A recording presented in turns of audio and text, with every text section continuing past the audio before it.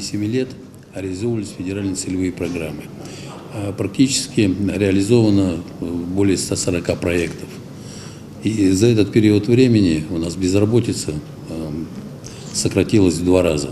Было создано порядка 7 тысяч рабочих мест. Дотационность на 10% уменьшилась.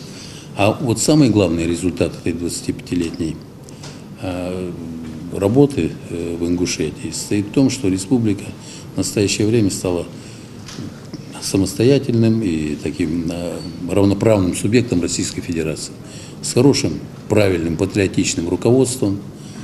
И во многом результаты последних лет и вот такие положительные результаты свидетельствуют о том, что руководство республики работает правильно и отдает все силы развитию социально-экономической ситуации в республике, несмотря на все сложности. Результаты есть, особенно, я хочу сказать, в последнее время. И вот у нас ФЦП по-разному работают, да? Вот Денис Валентинович знает.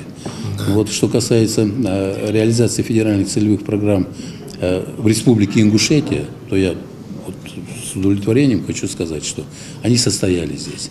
И я сам принимал участие по приглашению руководства республики в открытии социально значимых объектов. Вы помните, мы в Али-Юрте, в селении, несколько месяцев назад открывали и школы, и детские сады, затем и библиотеку в университете, учебные корпуса.